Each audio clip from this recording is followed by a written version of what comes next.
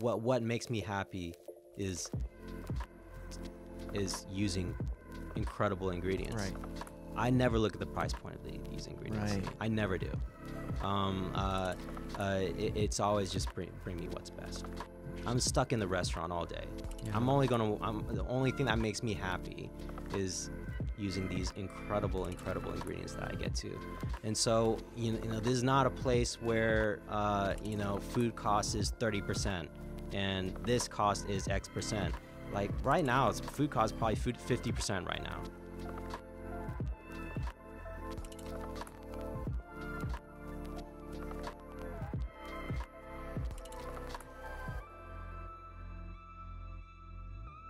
Welcome, guys, to another episode of Consciously Curious, where we deep dive with those that are thriving in their industry.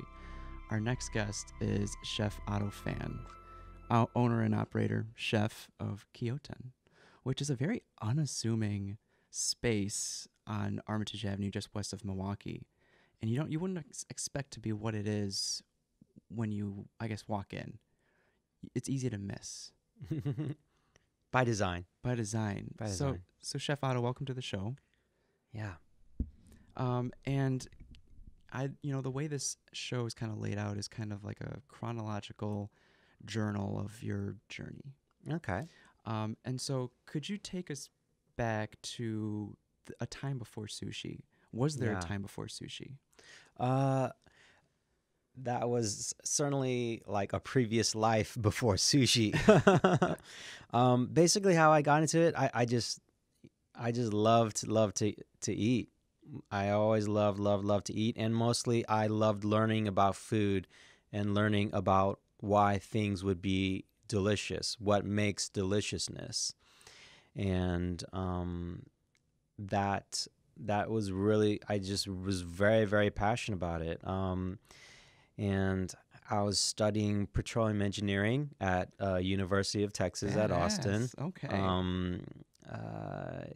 And by halfway through college, I was literally studying cuisine more than I was studying my petroleum engineering stuff. Yeah. So hey, you know, all my hours are spent, you know, in these, you know, cookbooks and whatever food stuff I could get my hands on. And then I was like, you just go be a chef. Just work in kitchens and see what goes from there.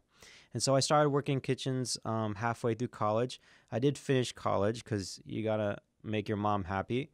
And so they were the motivators to pursue petroleum engineering, or? No, I chose it because I didn't know what to do with my life, and that was the easiest engineering to get into at the time. That was the easiest engineering to get into. Yeah, and you made the most money. Oh, okay. So that's the easy pick. Now it's actually the hardest engineering to get into, and it's funny how life changes. Right. Yeah. But yeah. And once I started working in kitchens, that was it. I started off making Mexican food. Okay. I worked in Carlos Santana's restaurant called Maria. Oh. It's not there anymore, but that was my first kitchen job. And after that, I was, you know, thinking, you know, well, what do I want to do next? When you're young, you want to learn everything. You want to learn pizza. You want to learn ice cream. You want to learn everything. But that feeling probably lets you know that you were kind of in the right direction of what industry you wanted to go into. Yes. Right? Yes. That like the pursuit, like the natural curiosity. Very much so. The natural curiosity of deliciousness. Just everything about delicious, everything about food. And certainly that was the starting point. And then I've always loved sushi too. Okay. And did you have omakase back then? I never experienced an omakase at that time. It was still it was relatively a very new concept too. Okay. It was back when tasting menus were only in New York. Okay. For the listeners that don't know, can we explain what omakase could be? Yeah, omakase is pretty much chef's tasting. Okay. Basically, it's chef decides what you're going to eat that night. Oh, okay.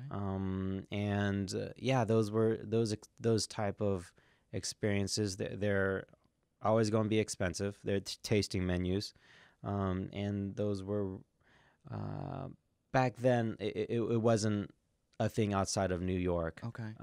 But I just really, so I'm working Mexican food. What's the next thing for Yeah. Otto to do? And sushi was it. I mean, it looked like people were having a lot of fun down there, fun at the sushi bar. I saw the sushi chefs making sushi for a lot of beautiful women downtown. Oh, okay. And that's always a nice perk. And I was like, yeah, let's just give this sushi thing a try. Right. So after I left Murray Maria and found a job at a place called Imperia in Austin, Texas, under Chef Tatsu Aikawa, who runs the Ramen Tatsuya Empire down in Austin, Texas. Wow. He was my very first sushi mentor. And once I started doing sushi, I never had a different job in my life. There's just always so much to learn, so many nuances, so many things to explore that the journey just never ended. Yeah. And it's still never ending. And so once I started making sushi, I never had a different job in my life. Okay. Yeah. And so after some training under chef, did you move to New York for a little bit, or you just? Yes. So tasting menus at that time were pretty much only in New York. New York is where you wanted to be if you wanted to get to the next level. Okay. And this is coming from a very small town, relatively smaller town 10 years ago. Okay. Where you just read what you can get your hands on, right? And all signs pointed to New York, namely Masa in New York. I mean, the only 3 Michelin star sushi restaurant in America. Right. And honestly, that was my goal. My goal was never to make money. It was never even to own my own restaurant. It's the awards. Or the awards. It was just about learning. Oh, okay. It was just all about learning deliciousness and I believe that I would get closer if I went to New York, and so I did. And I remember seeing Craigslist ads pop up for 3 Michelin star masa. Wow. And that was my goal was to work there. Eventually. What position were they looking for? Oh, just line cooks, Okay. that type of thing. Okay. Sushi men, just prep guys, whatever. And I just end up in New York. Didn't go to Masa at the very start, but I believed if you can't go to the place where you want to work if you're not in the same damn city. So I went to New York, and I spent a year at Nobu. Okay. And then once you keep on sending the resumes to Masa, eventually they're going to call you. So I got a call and did a stage and took the job. So, okay. So I've met people that used, or not like used, but like knew going in that staging was like kind of like an interview in a way. I thought it was just like free help. But I guess it's a mix of both. Yeah, it's a mix of both. The terms vary a lot. Okay. So when you're staging for an interview, it's usually just show up and see what you can do for a day. Oh, okay. Yeah, it's just a day, and then they'll if you want the job, you like what you see, yeah, you take it. What did you learn most from your time in New York? Basically, so my mission was just to learn as much as I could, and sort of to just not be at the mountaintop, but just see what it looks like, right? Okay. Just see what it looks like. And there wasn't one thing that you learned. It's just kind of a culmination where even my Nobu experience was very valuable. Every place that you work at, you pick up different things that are very, very important. Yeah. But yeah, working at Masa is a different level. I mean, you're talking about the only 3 Michelin star sushi restaurant in America. It is a significant step up. And what viewers want to hear is what makes Masa different from Nobu. What makes Masa different from everywhere else. Sure. For me, it's the fact that I never worked in a place where things were so much about a feeling rather than a recipe. Okay. At Nobu, you are kind of learning technical skill to be kind of you're training to be a robot, pretty much. Yeah. You're learning precision, accuracy, things that you really, really need, because robots have yet to replace us. At least the sushi chef. Robots have not replaced a skilled sushi chef just yet. So you are training to be a robot. And then at Masa, it's, yes, you do need to be a robot. You need that level of precision, but there's also a level above where you can break through, where food becomes more of a feeling, more where things, you got to feel it out, and food should have a personality. Okay. Have you felt like you've broken some rules having known that then? Like or drawn outside the lines a little? Very much, yeah. It allows you to learn how to go outside the lines. I think the whole point is to break the rules and go outside the lines. But you can't just break rules to break rules. You got to break rules when you know it is better to break the rules. When you find something better and it breaks the rules, that's the best. Okay. That's the best. When you're able to break rules and you're doing it because this is better than what came before it, then that's the best. Yeah. Yeah. And did you go there to New York with the intention to bring whatever you learned back to Texas? No. Yeah. No, I'm very short-minded. I'm very part of the reason why I love food so much is that the experience is done, right? Like in an instant. I'm a very short-term person. That's probably why I had my limits when it comes to academia. I think people that are great at academia, they're very good at seeing the long picture. But I only see 2-3 years ahead of my life at once. So I had no intention of, I had only the intention of learning. And so, yeah, so I spent 2 years in New York. It kicks your ass and you're back home to Austin, Texas. That's what happened to me. Just you're working so much and it's kicking your ass and you're back in Texas. What'd you do to make, because I know cost of living is expensive. Honestly, it was during this time, it was when Austin was going through a lot of growing pains. Yeah. No, in New York. Yeah, yeah. Well, in New York, I'll be honest, it was easier living in New York. Oh. It was easier than even living in New York because you didn't need a car. They were used to finding ways for poor people to live in places where, rent's skyrocketing.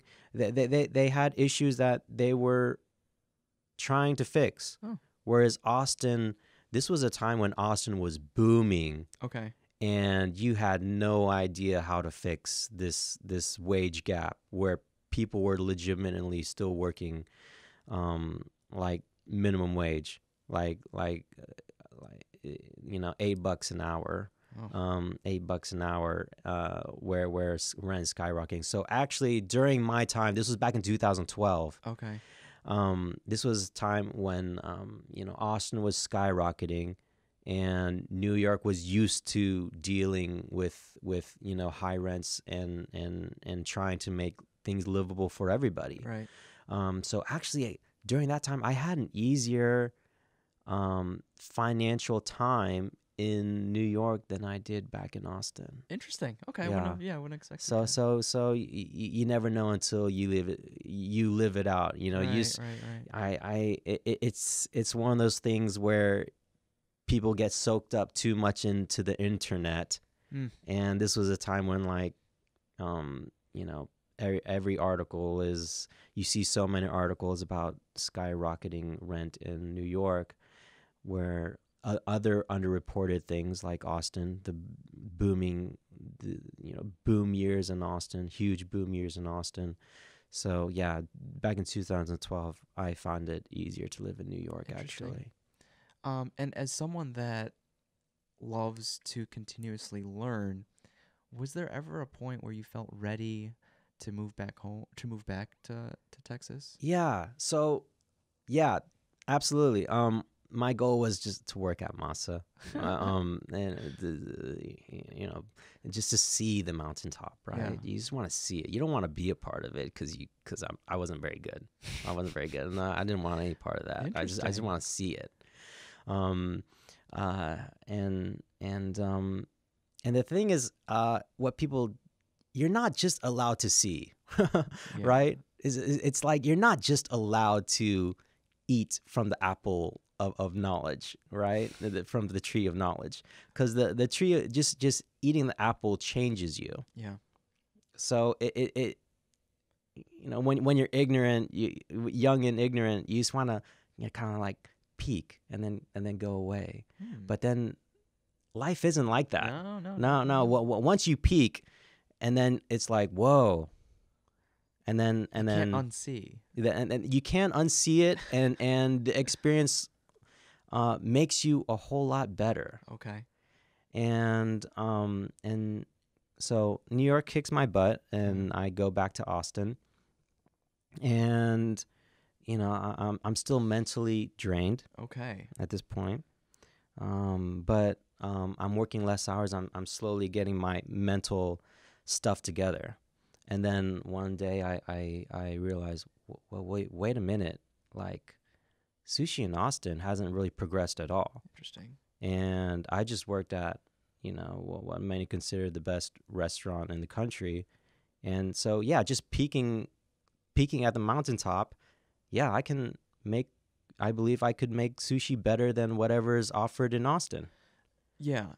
And I wanted, with the exhaustion, what was it? Was it the number of hours per day? Was it the pressure you felt from those around you to keep up with the 3 stars? Like, what was it that... It was everything. It was a lot of pressure.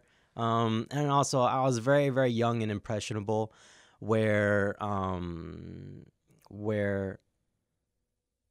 yeah, it was the long hours. It was the pressure. It was, and also the fact that I wasn't very good.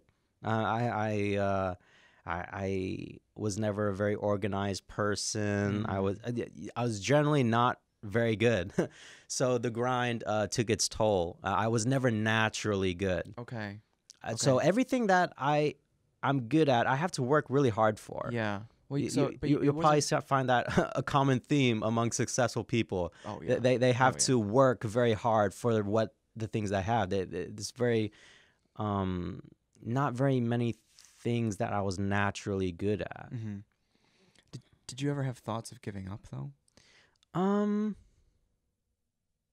Yeah, yeah, very much so. Like it goes back to you just want to peak at the mountaintop, and you've had your peak, and it's time to do something else. But the thing is, once you peak, it's like wait a minute, I'm really good now. Like once I get, you know, once I had a couple months to relax my mind a bit, it's like wait a minute, I'm really good now. Like I can make sushi a lot better than what's offered in Austin. Yeah. And I'm sure there's every line cook says that to themselves, right?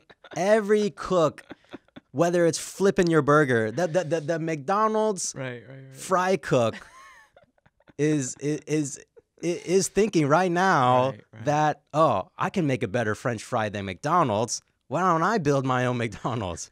And it's kind of ridiculous, right? Because so every cook every lowest rung cook is thinking that same thought. Right. But the thing is, so are you gonna do? The magic question is, are you gonna do it, or are you gonna just keep on flipping burgers?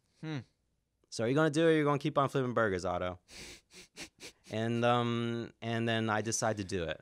Okay. So I decided because talk is cheap, right? Right. Yeah. So talk is cheap. Yeah. Even the French fry guy at McDonald's is saying I can make a way better French fry than Then this. do it. Then do it. Yeah. Then go freaking do it. Yeah. So so I do it. And I know that I can do it. And not only I can do it, I don't even need a restaurant to do it. I just need to, there's this food trailer thing that's booming in Austin, Texas. Keep reading about it. Yeah, there's this food trailer thing, and sushi out of a trailer, it's actually really easy. I mean, all the refrigeration equipment is meant to be, kept the same temperature, whether you're in a trailer or in a full-blown restaurant. So I was like, the easiest way to put my food out there is to open up a trailer. And the funny thing is, I don't even need to. I don't even need to be in the exact same context to prove myself. I can just do it out of a trailer. Interesting. And you were a one-man show at that point? We started off with a couple people. Okay. I lost them because the business wasn't going very well. Yeah. Trailer business is tough. That's why they all either become restaurants or go away. Oh, okay. But so it wasn't a fully successful endeavor. Okay. But it was a good stepping stone. Yeah. And so, financially, was it a failure? Yeah. That was your first taste with entrepreneurship? Yeah, it was my first taste. Oh, interesting. And so it becomes a natural evolution. It's if you really want to keep on making sushi, and you can do better than what these guys are doing, then you should. Then what are you going to do? Are you going to do it, or are you going to just do something else, or be a line cook for the rest of your life, or go corporate, have that cush job? Right. And I was like, and I was like, no, I'm gonna. If I can make better sushi than anyone else, I'm gonna go do it. Right. Even if it's out of a trailer. Did you? And that wasn't omakase yet. There wasn't omakase yet. Okay. So at the is there a term for that kind of sushi? No, not really. I mean, so sushi trailer, I was just serving rolls and bowls. Okay. So all I was doing is serving rolls and bowls, but with just done at done at a really high level. Yeah. Where I was using really, really great sushi rice, things like that. Right. Things that you probably carry on today. Very much so. Yeah. So that's where I started. And that's my first taste of entrepreneurship. And you learn a lot of things. Mm-hmm. You learn a lot about what do you want to do? How do you want to run your business? What's the next step? And it was tough. It was tough not being very successful and having, starting with a 3-man operation to being a team of just me. Yeah, pretty much had to let the other guys go do their own thing. And I wrote out the trailer by myself. And that kind of set me up for what does Otto want to do, and in very much in my mind, Otto wants to be a one-man show. So Otto's very independent, wants to be a one-man show. The responsibility of carrying employees was too much of a weight on my mind. There's a lot of risk. There's a lot of risk, and I was generally a nice guy. It's hard for me to be at that age. It's hard for me to be responsible for someone else's livelihood, which is what you are when you're a boss. Right. You are responsible for someone else's livelihood, and so Otto wants to be a one-man show as much as possible. And so that's when the move to Omakase came, Oh. where I had this entrepreneurial experience with the sushi trailer, just making rolls and bowls.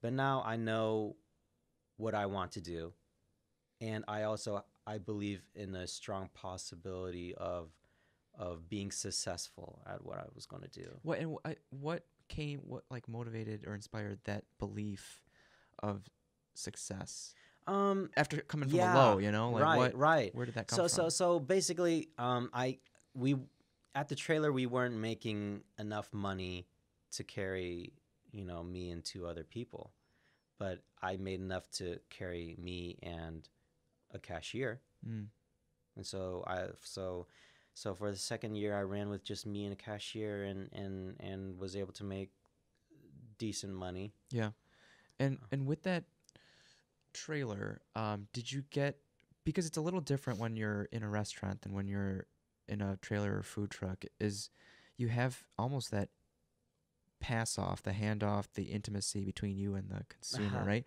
So Yeah. was that like the birth of, like, the seed that planted for Omakase? Not necessarily. I'll be honest. Okay. Not necessarily. I know for the general viewer, it seems like a big switch from trailer to Omakase. It seems like totally different, right? But in my eyes, it was quite natural. As in, I'm running a one-man show. How do I maximize based on being a one-man show? Mm-hmm. And my and the logical step is, you do a tasting menu, you charge a higher price, bringing in higher ingredients, because you can only feed so many people at a time. Yeah. And so so just being in the trailer, running it with just me and a cashier, that's kind of the starting point where it correlates to the omakase that I did at the time in Austin, because the omakase I did in Austin, it was a 2-person show. It was me and my assistant, and that was it. And so being at the trailer, what it instilled to me is that I want to be as much of a one-man show as possible. Okay. So I need myself, and I need a helper. Yeah. And that's it. And so I moved to. Eventually, I was able to open up a restaurant in Austin. Took a lot of money and a lot of pain and a lot of time, and eventually I moved to an omakase restaurant in Austin. And so that's how I had this mindset of being a one-man show, and plus an assistant. And so I ran my Austin restaurant with just me and my assistant.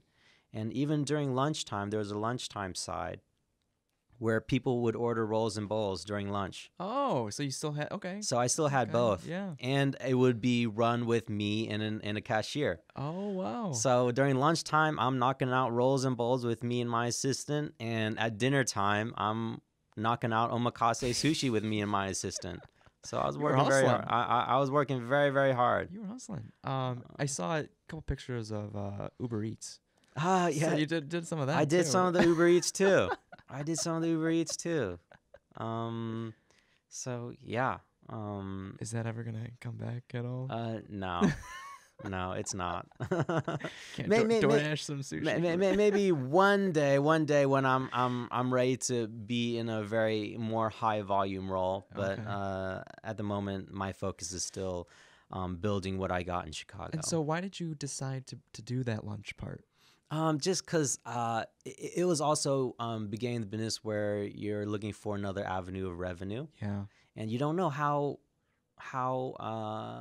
successful the omakase is going to be. Okay. Fortunately, the omakase was always successful. How from many day other one. omakase places were there at the time? There was just me and Otoko, so there was just Oh, two, okay, two Okay. in all Right. of Texas. So yeah, you don't know how well it's gonna do. You don't know how well it's going to be. I really strongly felt that Texas was ready for it, though. I mean, the Jiro Dreams of Sushi documentary kind of just changed everything. People knew about it now, or knew enough Oh. about it that I knew there would be a clientele that was hungering for something Okay. like that. It's just whether or not you have the talent to do it. Okay. There is a misunderstanding between demand when something isn't there, and people always think something isn't there because they don't have the clientele for it, but sometimes it's because that the talent level isn't there, or there could be other reasons, and generally in omakase sushi, I'd say that there is a lot of demand for omakase. Okay. Now people are used to it. It's a trending thing. Wow. And really, if there's anything lacking, it's a level of sushi chef that would stamp their name on it and say, and do it, really, and do it, and be comfortable charging a high price for it. So because that's what you have to do to run this type of business. Are you the talent level to charge a high price for a tasting menu? And if you believe in it, and there's still, I think, a lot of parts in the U.S. that are ripe for successful omakase restaurants. Okay. So yeah. How long were you in Austin for, and then before you made the switch over? So I knew after the first year in Austin, Texas, after the restaurant, I knew I was going to go. I'm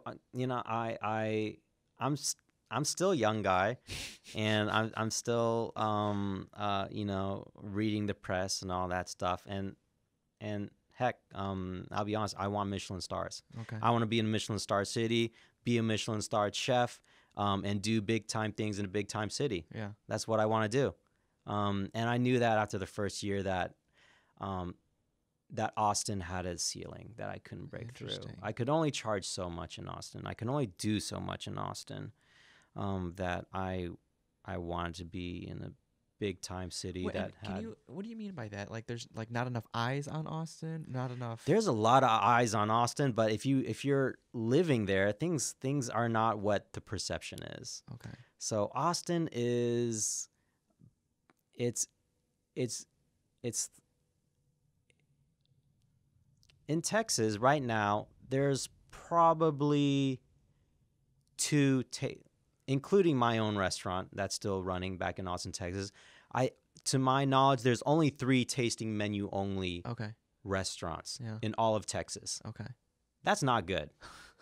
That's not good. So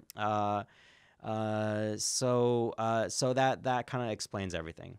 Okay. So people aren't used to paying high price money for high price dining experience in Texas.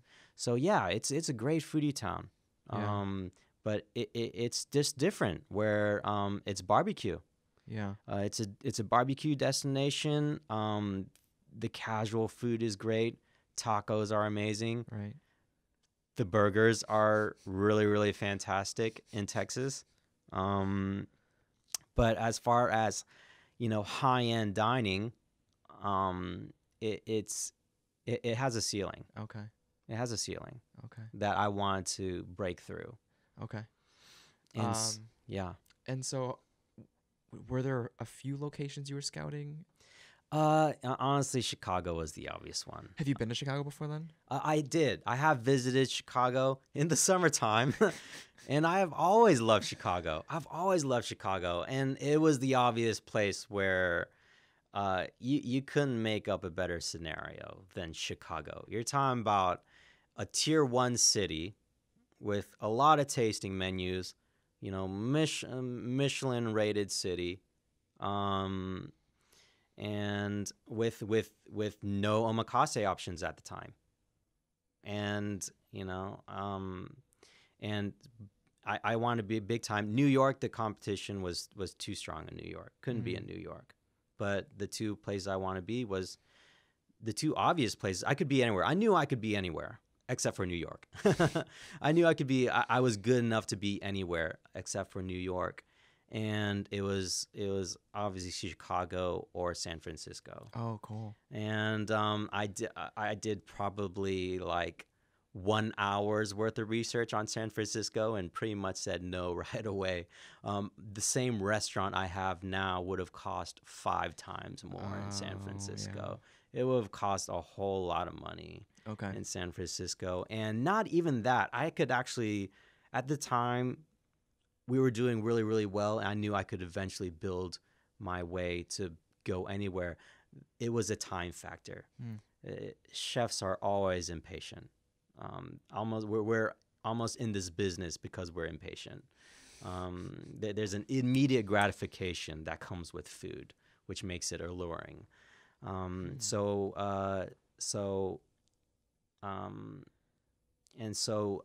would have taken me a long time to open up in the West Coast. Sure. And I visited Chicago with the realtor, and he pointed to me at a spot. I was like, "Hey, Otto, if you took that spot, you'd be open in 2 months." And I was like, sold. It was sold. That was it. So that I was like this is because I came up here thinking I would open up a restaurant like in a year or so, but you were ready. But then when I saw how affordable it was to be here and how quickly I could open up, that's the main factor. How quick can I open up? Because if I can't open up soon, I'm bleeding money the whole time. I'm bleeding money the whole time. So I can't afford that. So I could actually afford to be anywhere, but I couldn't afford politics. I couldn't afford to be bled out by waiting. Back and forth. Yeah. And I experienced that a lot in Austin. Okay. I experienced that in Austin. I didn't want to go through that again. So when I said, Chicago, just an opportunity in every way. I signed a lease and got open in 6 months. The spot that you're at right now? The spot that I signed a lease, got open in 6 months. Where else in the country are you going to be able to open up in a tier 1 city, be open in 6 months? Like, that's unheard of. Did you have certain criteria that you're looking for, though? As far as spot, yeah. So basically what I'm looking for is an office space that can be turned into a restaurant. Because you go to Tokyo, and where are these omakase places? They're on, like, they're in an office building. They're like on the 3rd floor of some office building. Interesting. So, but in America, they got this thing called zoning. It makes things more difficult. So you add in the zoning restrictions and basically looking for an office space that you can turn into a restaurant where it's still zoned for alcohol and all that stuff. It narrows down the selection a lot. Okay. And which probably makes your choice easier. Makes it easier. Yeah. And this spot, it was in the most Austin-y, Logan Square, the most Austin-y part of town, and it just felt right. And in other words, hipster. It's the restaurants around Logan Square are pretty hipster, and being I wasn't the first, but at the time I was expecting to be the first omakase restaurant in Chicago, a relatively new hipster concept, and so it just made sense for me to be there. Yeah. Is it intentional to have like a minimalistic kind of design to the space? Yes, but for many reasons. The minimalist aspect is very Japanese. Yeah. But also it's minimalist because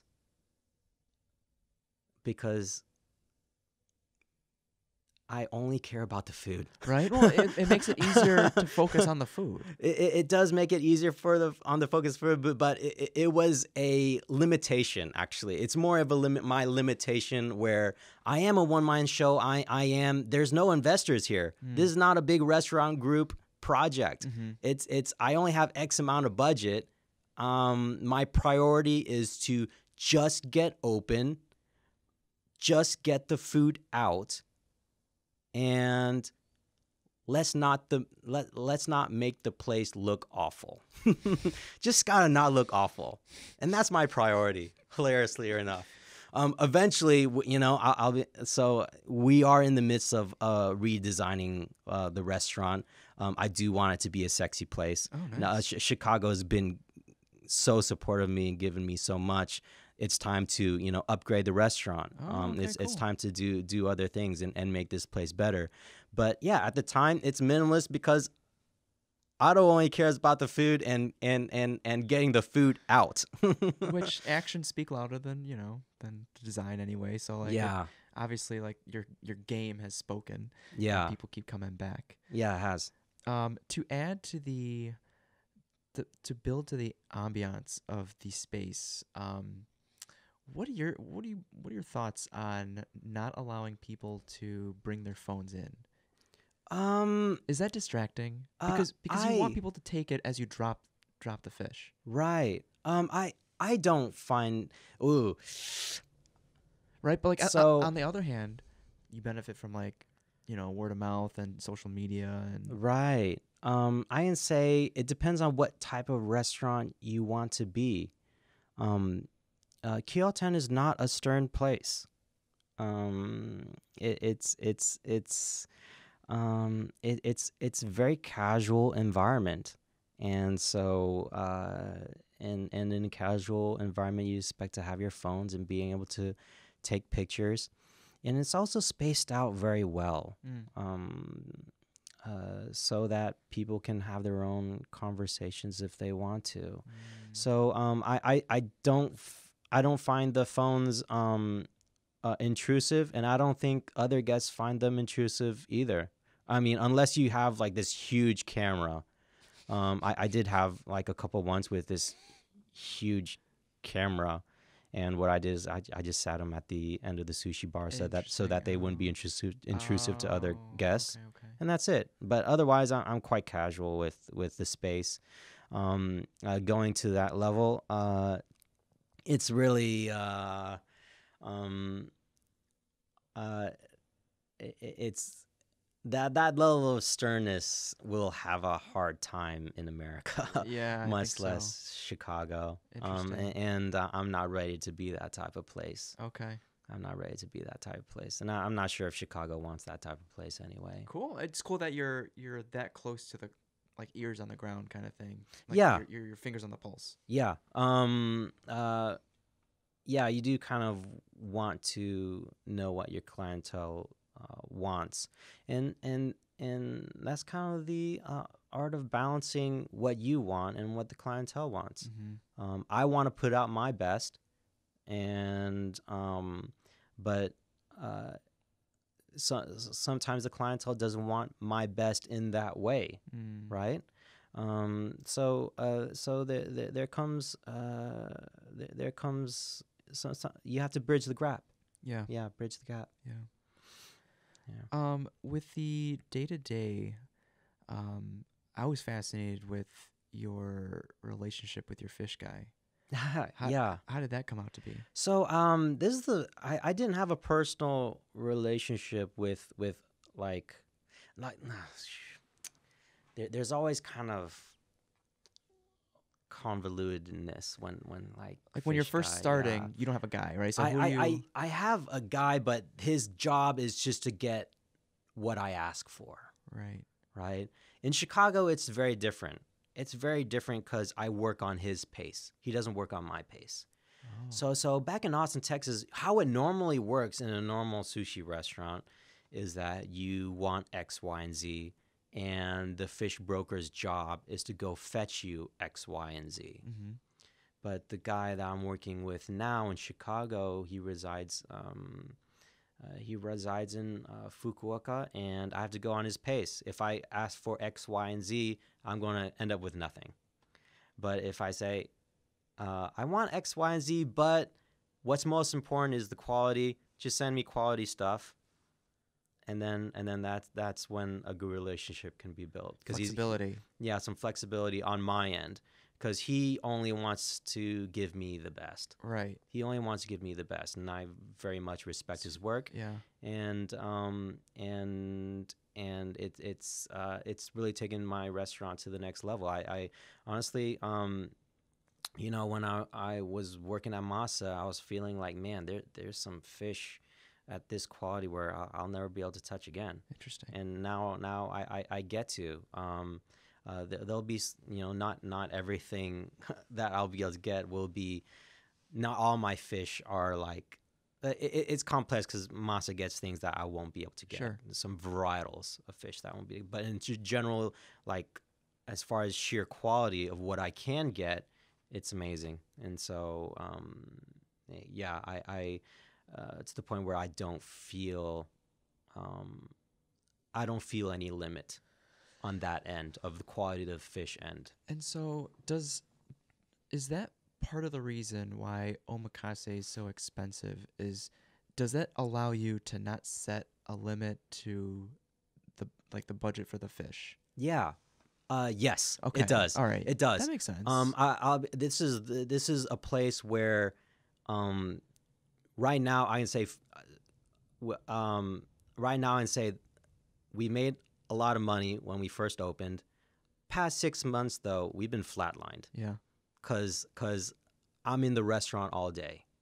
What makes me happy is using incredible ingredients. Right.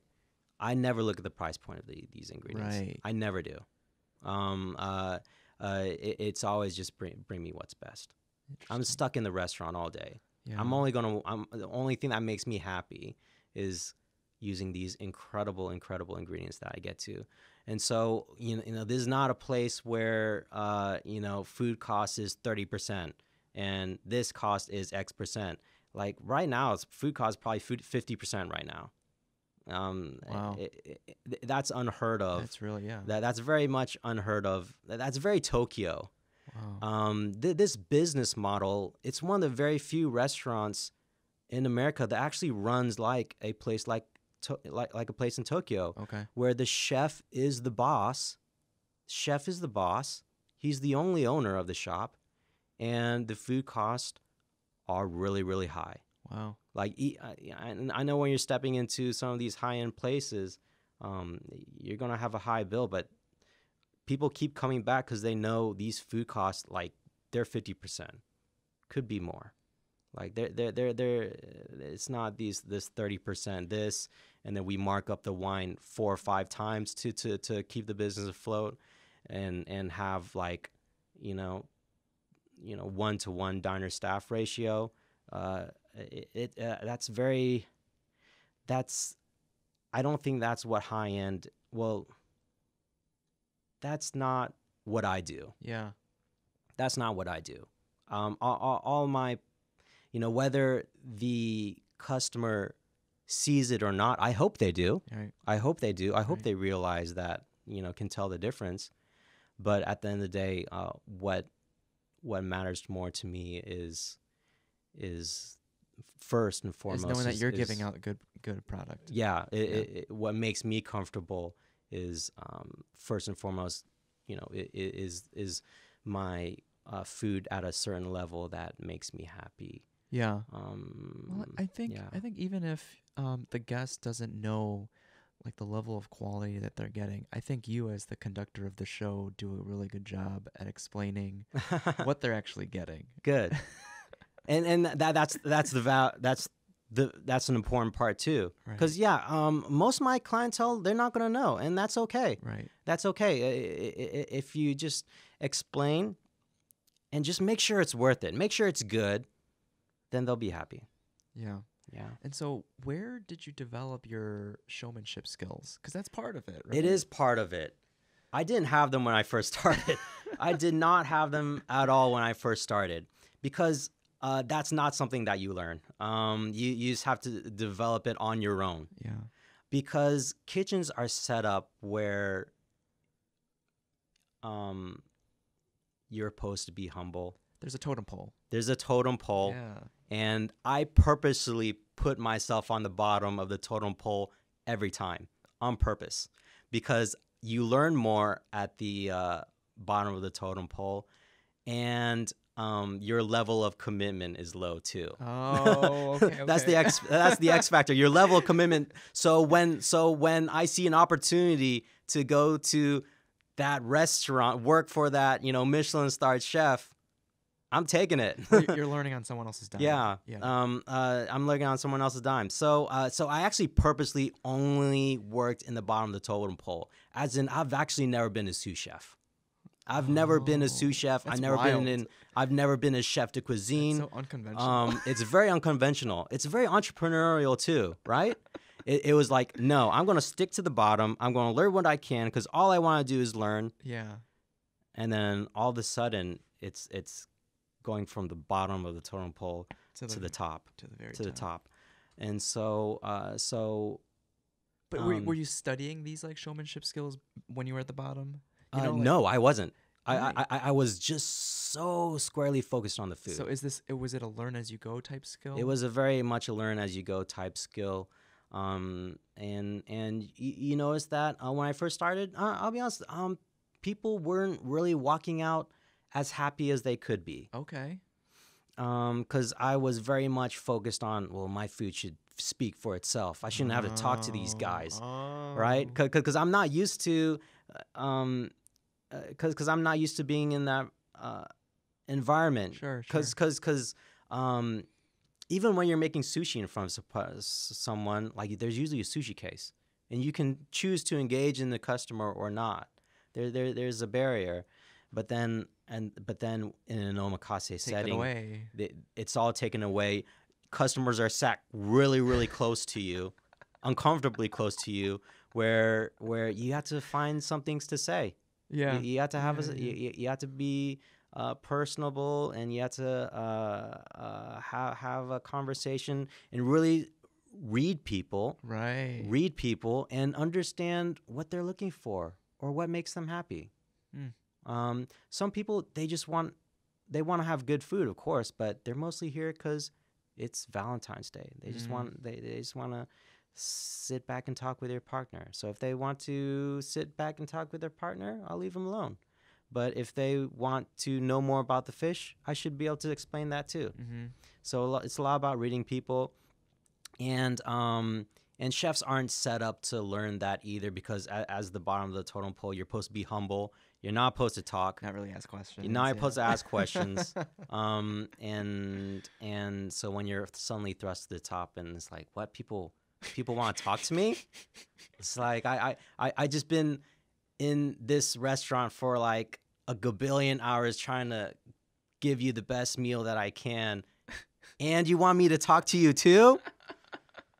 But no, that's normal. I mean, that is normal from the guest side perspective. So it took some years of understanding that and developing that skill as well. And now that I have those skills, it becomes it's both really enjoyable for me and the customer. Right? It really is. It's how you develop relationships, and this business is like as it grows. My business, it's not like I'm not in the food business. I'm in the relationship business. Oh yeah. I'm not in the food business because as long as I have to be there to run my restaurant, I'm in the relationship business. Yeah. So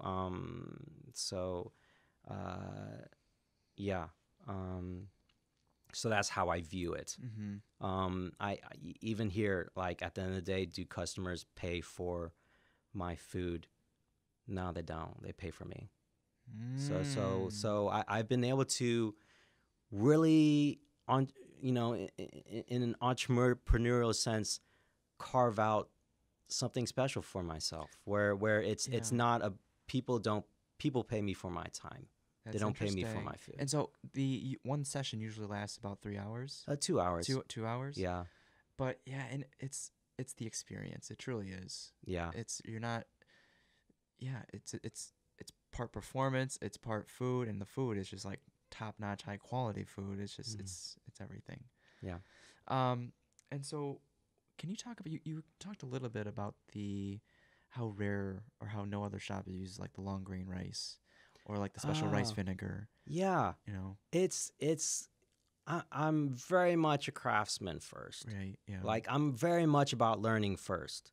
That's how I got here. I got here on a very natural way. I never said I wanted to open up a restaurant. Like, it's just I had to open up a restaurant to keep my pursuit of learning going. Oh, okay. So learning was always priority. It's still priority number one. Okay. If it's like, if I can't learn, if I make a move where I can't learn from it, it's like Right. it doesn't it has no interest to me. Can you explain what's so special about the rice that you use, as well as the rice vinegar? As far as the ingredients, so like I said, it's all about learning and finding what's the best of the best. Yeah. And getting to a stasis where I only feel normal if I'm using these incredible ingredients. Wow. I only feel good. Wow. Okay. I only feel good about myself if I'm using these ingredients. And so I'm using this special. It's not a long grain of rice. It's just a very large grain. Okay. Okay. This is a very, very large grain of rice, and it just fits my personal taste. Okay. There's actually only 2 sushi restaurants in the world that use this grain. Is it because it's rare? No, it's just it's very, very expensive. Oh, okay. It's ridiculously expensive. But I just like it. And there's only two sushi restaurants in the world that use it. One of them has 3 Michelin stars. The other one has 0. Soon. But I just love the grain of rice. And I use it, and I love the vinegar that I use. Yeah. And so I use it, and these are really high end stuff. Yeah. That isn't normally available in Chicago. I had to special order these things. I have to say, like, sushi in general in Chicago is not as good as Texas. Hopefully no one hates me for saying that too much. But for example, a Nobu grade, where Nobu grade restaurant is actually quite normal in Texas. Like, in terms of the quality of the ingredients, Nobu quality level ingredients is very normal in Texas. Can you pick out a restaurant of same caliber in Chicago for those that are listening? Yeah. So if you're unfamiliar with Nobu, like, say, a Momotaro level. Okay. I'd say Nobu, Momotaro, they're on that same price tier. They're on that same tier of quality of ingredients. And for Chicago, Momotaro is very. It's hard to find a place that's good as Momotaro in Chicago, for example. And so in general, it's not as good as in Texas. That means a lot of the ingredients are foreign to the Chicago market. So rice is the rice is completely, off the charts, crazy. But like things like, even basic things like vinegar are not widely used in the Chicago market. It is in like higher end places in New York, for example, but not in Chicago. Even something as simple as like aji, horse mackerel, for me is the very, very normal fish. But in Chicago, I gotta go through some special vendors just to get something really, really basic that I deem very, very basic. So yeah, I'm carrying a lot of incredible ingredients that Chicago and the U.S. haven't seen before. And it's not just and it makes me feel good about my work when I use these ingredients. Yeah. It's the drink selection too. You put a lot of time and effort into we're very selective. We don't we have part of owning my own business is, what do I like and what do I not like? What sounds stupid to me? I know it's a general accepted way, but I mean, a bottle of wine, 4 times markup. All a guy needed to do was open up a bottle, and you want to charge me 4 times, and you want to tax and tip on top of that too. I mean, I can't do that. I could be a millionaire and still not do that in a restaurant. And all he had to do was and all the wine guy had to do was open a bottle, and he didn't open up even a really, really good bottle. Like that's just preposterous to me. And so the drink menu is thought of the same way as the food menu. As in the food menu, I'm bringing my best, and I serve my best. Right. And even if the customer doesn't like it, I can say, I did what I could that day. And the same thing with the drink menu. I pick, certainly, you have to have regards to some price, but there's a million different wines out there. Just pick the best and serve the best and call it a day. You don't need to, find that rare wine pairing. You don't need to find that. I'm not going to waste my time finding that super rare producer or be overly cute with the beverage menu. I'm going to serve the best and call it a day. Yeah. So I have the Makes same it easy to pick. Yeah, so I have the same philosophy with the drink menu too. Okay. As the food menu, and name a restaurant. There's not a lot of places where there's not a lot of wine guys that just pick the best and serve the best the way that chefs pick the best and serve the best. Right. Which I don't like that dichotomy. I think here it's a very curated experience throughout. Just pick the best and serve the best. Call it a day. Why are you overpaying for some wine guy that wants to be cute with your menu? So that's my feeling on it. So, a lot of Psalms are hating me right now, probably, but that's yeah. Well, thanks for making the decision easier on the consumer. Yeah. Like it's just we trust your your judgment. So yeah, very much so. So when you are establishing yourself in Chicago, who was running the show in Austin? Okay, so Austin's an interesting experience. So I have a protege running the Austin location, and she's doing great. Sarah Cook. She ate at my restaurant once, and that's how we kind of connected. She was a chef herself. Oh, okay. She was a sous chef at a place called Sway, and she was gonna run. I wanted her to run in the restaurant. After one encounter? Not one encounter. Oh. After a couple of interviews and just getting to know her. There's a reason why I'm here. I'm at my stage, and a lot of other sushi chefs aren't, and it has nothing to do with skill. My skill level is actually quite average. Like it really is. I have. There's nothing special with my hands. Okay. The only thing special is that I know how to think. I know how to think very hard, and sushi chefs.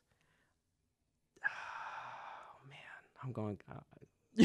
I'm gonna get in a lot of trouble. But we that this is supposed to be an honest interview. Let's be honest. Why was she the pick? Why was she the pick? She's a sous chef of a kitchen. She's a kitchen chef. Right. And kitchen chefs and sushi chefs, they don't think alike. There's always a barrier almost between. You go to Mama Taro, I can tell you there's a barrier between sushi chefs and kitchen chefs. Really? Like there's always some sort of The animosity. riff. There's always a little bit of animosity at the very least between the two because they don't think alike. I'd say I didn't want I didn't want a sushi bro running my restaurant back in Austin, Texas. And what do I mean by a sushi bro? Thing is, there's one sushi chefs are graded on their technical skill level. If I'm running a sushi restaurant, I need a guy that can cut fish, knock out a sushi roll in 1 minute. I need those technical skills. Yeah. And so sushi chefs are very technically skilled, and they're paid well for their technical skill. And unfortunately, that messes up their mindset too, as in what you are as a robot. You're a very skilled robot. Yeah. You know, to be a robot, you have to be very skilled. Right. But this is a position that demands a lot more. Yeah. It demands you to think a lot. And sushi chefs, they're not very good thinkers because they are paid based on their technical proficiency with a knife. And so they're not paid to think the way that kitchen chefs are paid to think. So I'm looking for a good balance between the two. Okay. But the thinking part comes first. Oh, yeah. The thinking part comes first, especially in this position. The thinking part comes first. The technical proficiencies, we can get them later. Right. Yeah, you can teach that later. Okay. We can get them later. And so, and part of the, I'll delve into difficult topics, but I mean, there's a reason why it's hard for women to be sushi chefs. It's part of this. You are rewarded based on your technical proficiency, but there's also a very bro culture when it comes to the sushi bar. There is, and what does that mean? It's very simple. It's very do you value fraternization over what is good? And I would argue that in a lot of instances, sushi bars have this fraternal culture where they value fraternity, or based on, and sometimes you do because you have to be a group, right, to operate. But do you value that over what is good? And here, for Kyoten is all about what is good first. That's why I'm very almost like fiercely independent. I'm always what is good. I'm always what is good over fraternization, over culture, over everything. It's always about what is good first. And so that's how I said about picking my wanted in a protege, and she fit the bill. She is very intelligent, a thinker first. And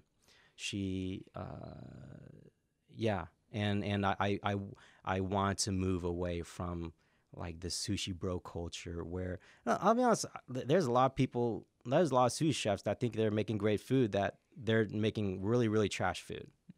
But they think they're making good food because they have this culture around them. And to be honest, they get to see satisfied faces when you're at the sushi bar.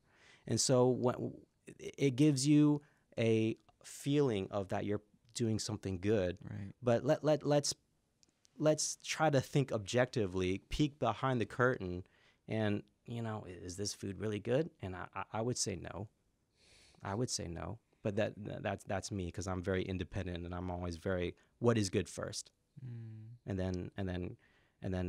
that's kind of it is sometimes due to my, and there's a bad part too where Kyoten sometimes doesn't have much of a culture outside of what Otto thinks, right? The way that other places do. So there's some pros and cons with everything. But so that's Sarah. Okay. So that's how I picked one. I picked a thinker first. I picked a someone that could run the business first, that cared about customers, that I knew would be able to run the business first, and I knew she'd be able to do it. And now she's building. I had kind of a cult following in Austin, Texas, and she's building an even more cult following for herself. Good for her. So she's amazing. Like people love her more than they ever did for me in Austin.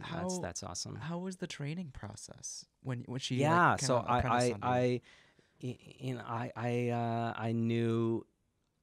I knew that if someone had my basics, they would be okay. Oh, It was mostly, could they run the business? okay. So she could run the business. I shipped her to Chicago to train with me for 3 months.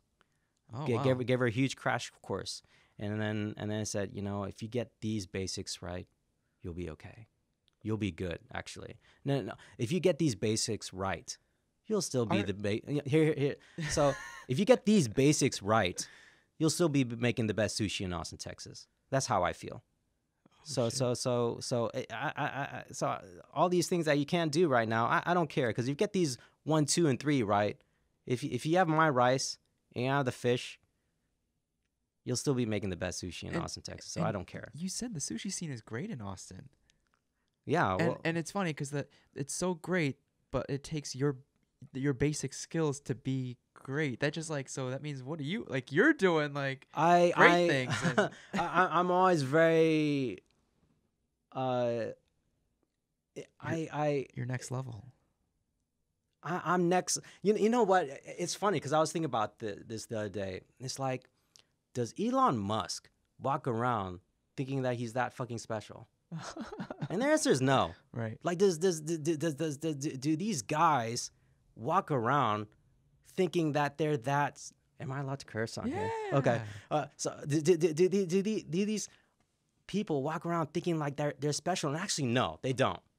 They're special because they don't think they're special, and they're always critical of other people, and they're like, I mean, oh God, what's the Apple guy? Steve Jobs. Did Steve Jobs? I mean, did he walk around thinking he was that special, or did he more likely think, gosh, why can't these people think the way I think, or why can't these people do what I do? It's just always very hard on themselves and hard on other people. Mm-hmm. And I'm the same way. I'm the same way, where like I don't walk around thinking I'm that special. But there's a point where you do have to take a realistic picture, Right. and say, hey, where am I? Where is everyone else? Mm. So when I take a realistic picture, that's how I feel. That's like that. I feel that, I'm going to take this woman, got no sushi experience, but I know she can run the business. She has the heart and the intelligence to run the business. And if I teach her these just some basics, just get her off the ground, she's going to be more than okay. She's going to still be making the best sushi in Austin, Texas. Wow. So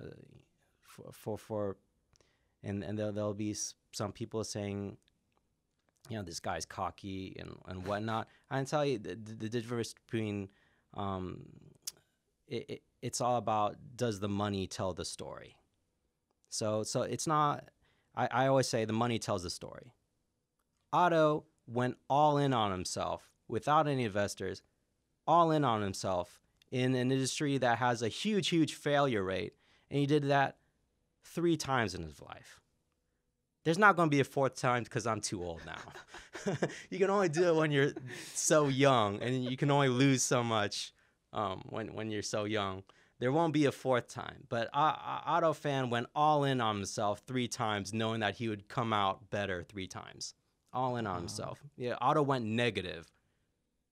Huge, like as negative as you can possibly borrow. I couldn't even borrow money from the bank. I just had to get credit cards and max them out. They wouldn't even let me borrow money from the bank. And I have a great credit rating too. Oh my God. I'm very fiscally responsible. I have a great credit rating, and they still wouldn't let me borrow a cent. Did you ever seek out partners? No, because you really wanted to be independent. I wanted to be an independent. I have this always thought process of just relying on me, and plus, I'll be honest, I knew I was good enough that I wanted to control the pie as much as possible. I knew I was good enough, and I knew I was going to make it. And if you know you're going to make it, why share the wealth? Yeah, Otto talks a big game, but he puts his money where his mouth is too. So that's you don't want to bet against anyone. If someone talks a big game, they can be full of it. Right. But Right. I don't bet against on anyone that puts money on themselves ever. Nice. Okay. So that's the money always tells a story. With the team dynamics within Kyoten, it was all a very seamless experience. When you were done with, prepping the fish for one phase, Jose would come out of nowhere and like be scooping it out and like bring you the next tray, and Justin was great with serving the drinks and keeping us, you know, up to date on what drinks we're getting, and it was all Yeah. very seamless. How much of that teaching was that from you, or you know? It becomes natural. Certainly there was some teaching from me, but I'll be honest, these guys pick it up themselves. So I'm very fortunate. Uh, but that's actually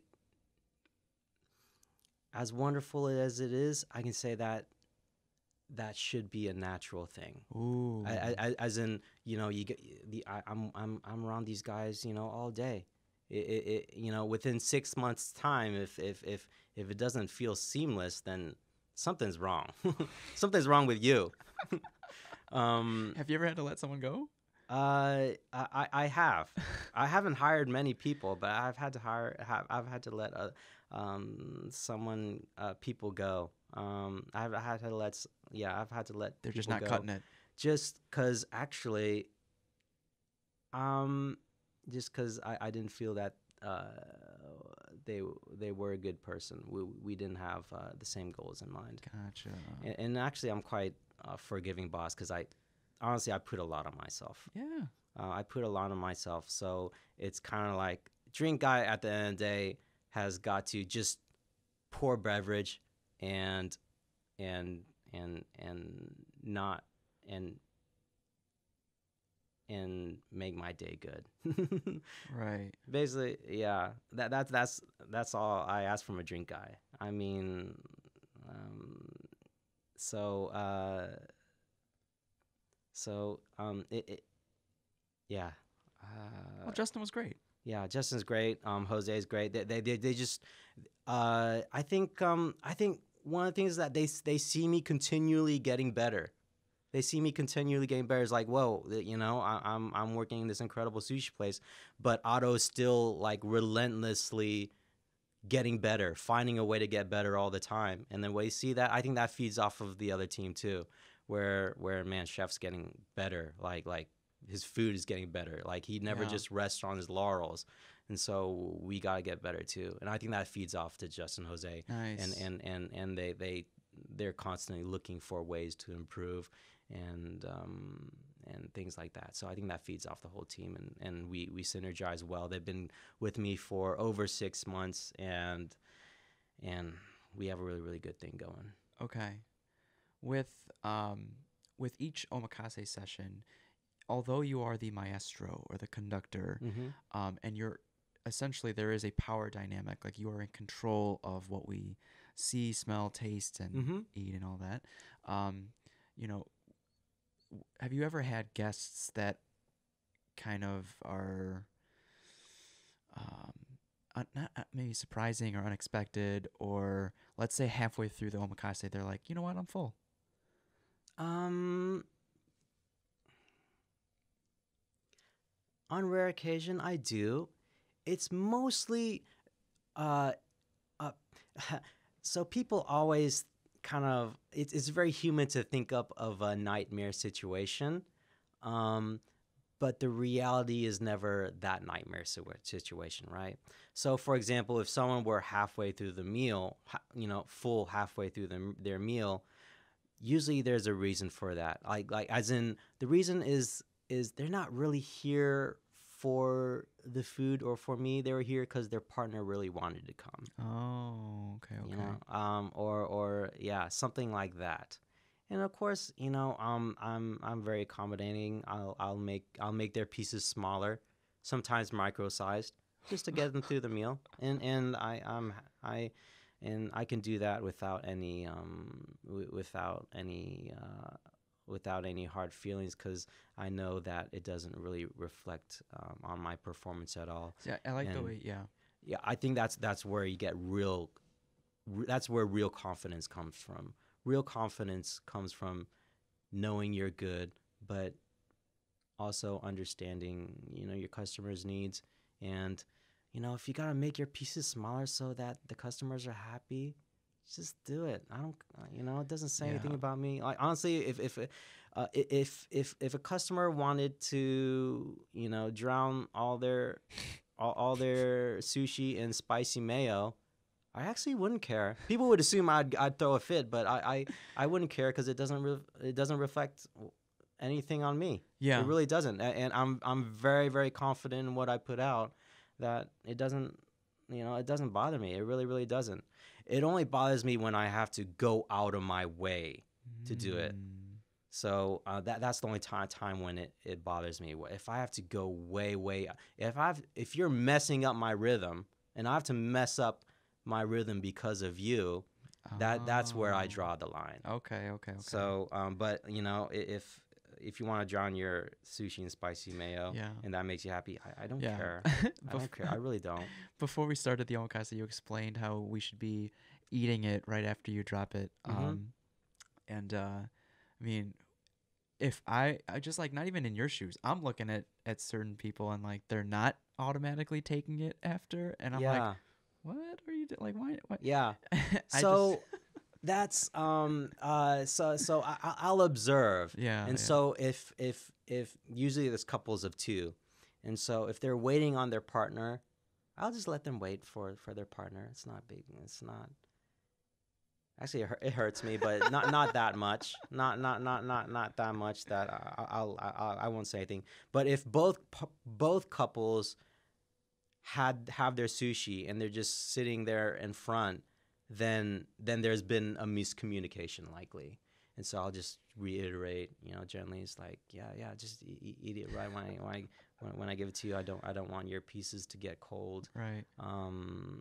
And so I had to say, if anything, actually, it does bug me when people don't eat it right away, because that's a situation where you just had to show up on time to eat here.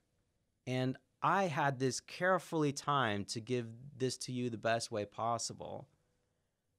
I just went on my way for you to do this, and for you to kind of just let it sit on the plate, look at it like examine it like it was some I don't know, weird sculpture or something. That does bug me. Okay. That's the most common occurrence that bugs me. And also, if you notice, when I'm there, I make it and I put it on their plate right away. I have to walk all the way down there to put it on your plate, and you don't eat it right away. So that's an instance where I actually had to go out of my way. Right. And you had to go out of your way too. You had to show up on time for your food. So that hurts me. Interesting. That hurts me. Because I had to go out of my way, because I could easily just make all 4 pieces or everyone's pieces and just put it on a plate and distribute them, Right. and that would be the easiest thing to do. But no, I went on my way to make it individually for you and put it on the plate for you, and for you to not eat it away, or even for you to not eat it away, it's kind of a lost moment that you cheated out yourself out of. Right. And so the way you said that, you've probably learned not to take it personally. It's like they're cheating themselves out of that experience. Yeah. Yeah. Like you did everything you could. Right. It's out of your hands, and now if it's not the most optimal experience for them, that's on them. Yeah. Yeah. You've been recognized by groups like GQ, The Tribune, Chicago Magazine, Jean Banchet most recently, James Baird. Yeah. Right. So it's been incredible. How does that feel? Yeah, it feels good. Are these who you want to be recognized by? Okay. So yeah, my mentality has changed since I've been successful. Success will change the way you feel. So yeah, when you're young, you're coming to a new city. You want to win everything, right? All these accolades are great. I also, this time around, I wasn't much of a showman in Austin, especially at the get-go. But this time around, I'm a much better showman. I'm much better with the press. I make sure I have something smart to say, always, for better or worse. The people that come to my restaurant will love it. The people that wouldn't have come anyway are are going to hate me for it. Um, but yeah, as far as the accolades, once you go through it, you realize that it, it's not like I'm really, really grateful, but in the back of my mind, you know, I get news that I'm a James Beard nominee. That's something that's out of the blue. I'm not expecting that one because James Beard doesn't really recognize omakase restaurants very often, so that one's out of the blue.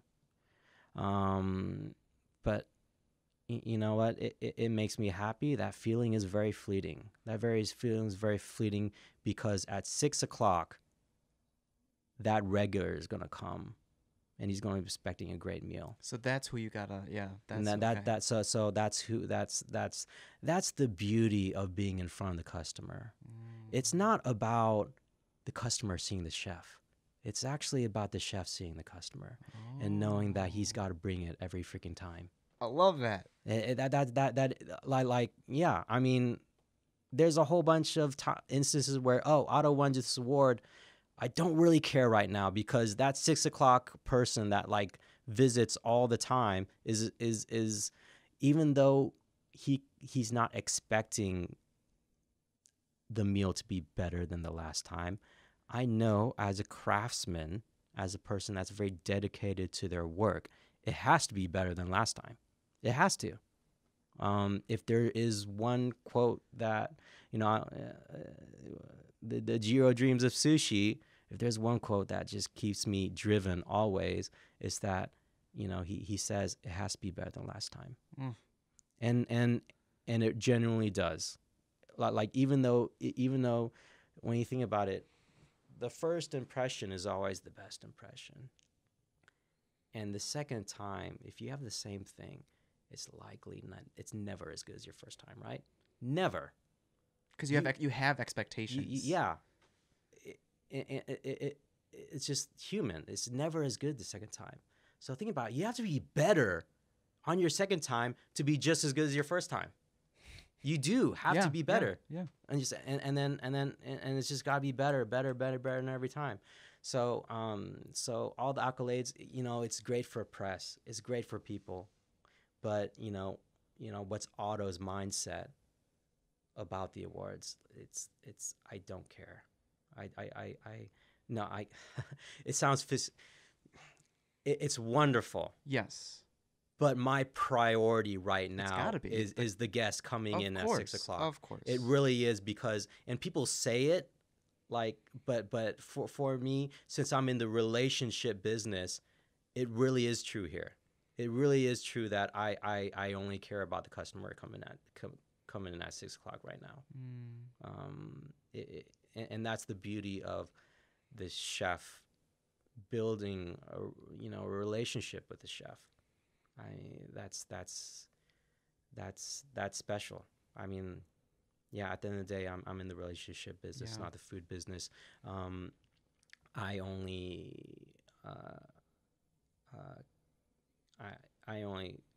at the end of the day, what I prioritize most is finding an opportunity to build a relationship with the clientele that I have.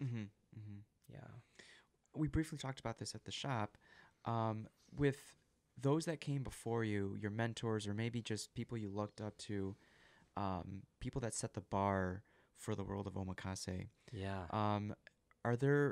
Do you ever seek their validation? No. I certainly respect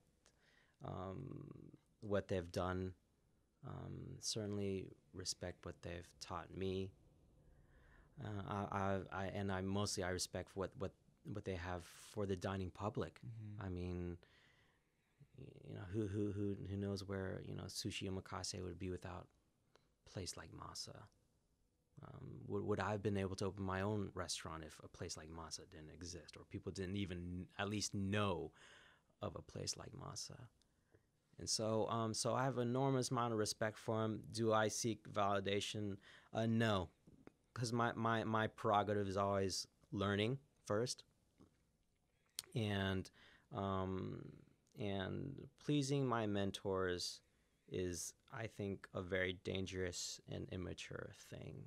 I think that's when you have cooks trying to live up to their idols, or these 3 Michelin star chefs and people. I think that's a trap. I think it's a bad trap, because that's the beauty of having to look at my customers every night and to understand what my customers want, and let them be the judge, not yeah, your, let the clientele be the judge, not your masters, because the clientele is the ones that's paying your bills. Oof. And it's easy to say that. You don't feel it. Human beings, you're just not going to feel it if you're stuck in your kitchen all day. Yeah. If you're stuck in the kitchen all day, you're going to be cooking for Michelin stars. You're going to be cooking for that fantasy moment when that hot shot chef that you idolize when you're young is going to eat at your place, and you're going to blow him away. And those are childish pipe dreams. Go out to your dining room, see the people that are actually eating at your place, and then keep your head in reality. Reality is beautiful. Yeah. Keep your head in reality.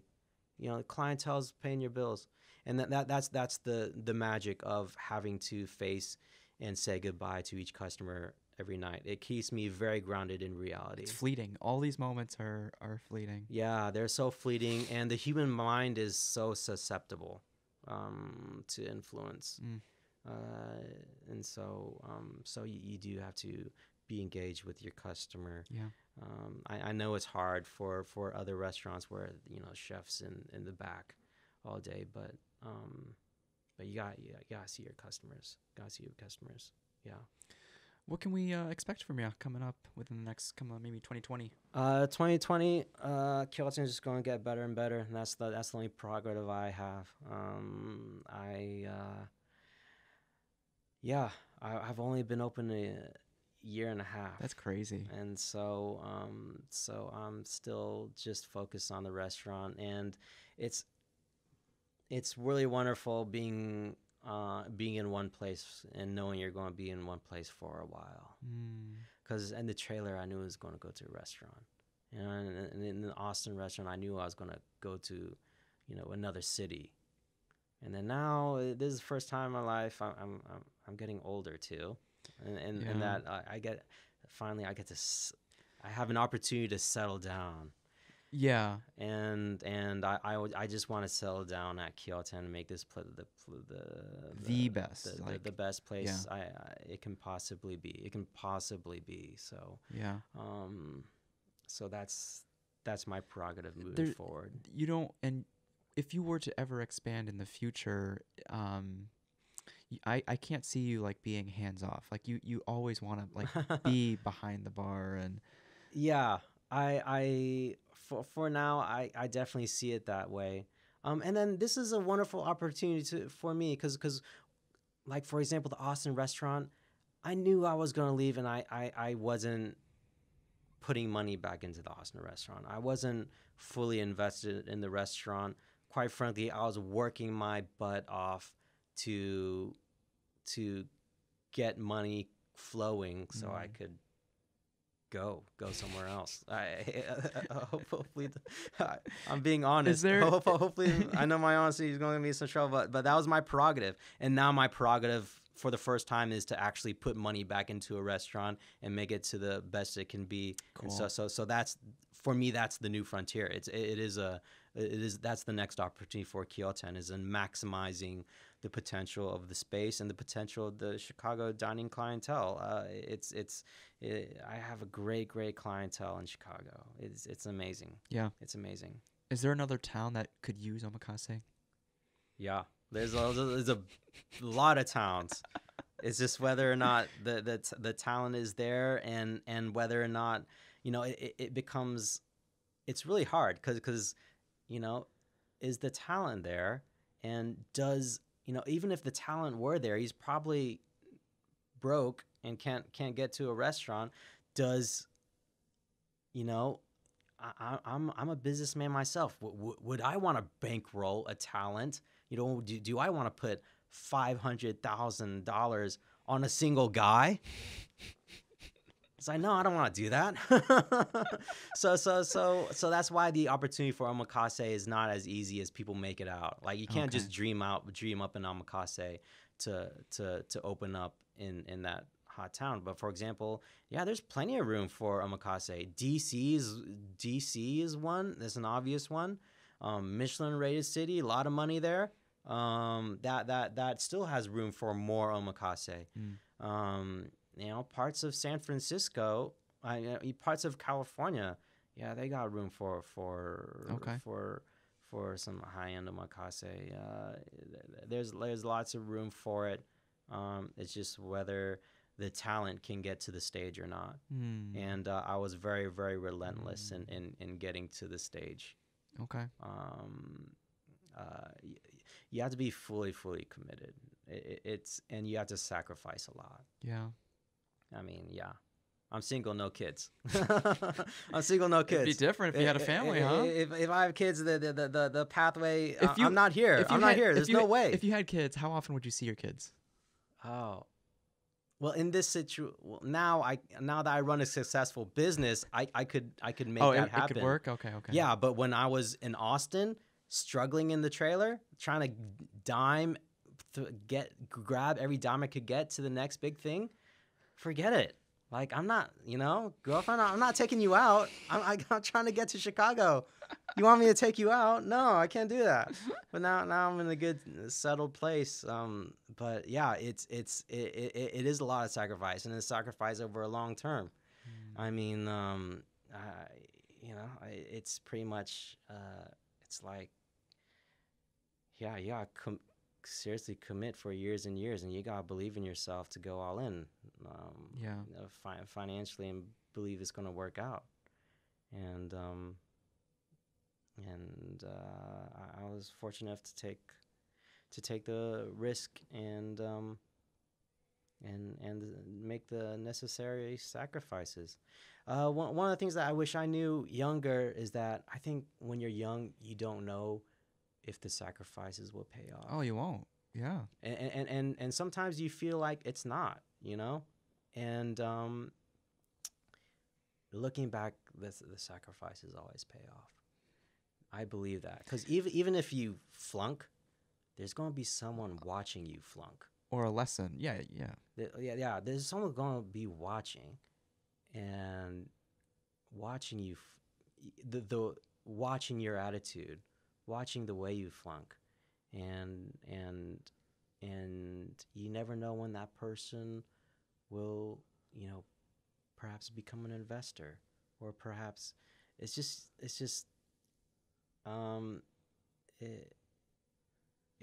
the sacrifices, if you have a good attitude and you sacrifice with a good attitude, that's the best. That's one of the things that I wish I did. There's beauty in failure. There's beauty in failure, and I that's one of the things that I wish I had getting here. That the sacrifices would mean something, and it would be okay. It would give me a higher sense of security, because insecure men do not good things. Insecure men do not do things. So just if I had the security of just knowing that my sacrifices would, every sacrifice is worth something. Right. I wish I knew that coming up, and I wish I didn't take some of the sacrifices so badly and be such a brat about it. So that's one of the kind of the more regrettable things. That. Yeah, that's cool. Sacrifices are going to pay off. Well, you have a good balance between confidence and humility. It's about having a realistic picture. I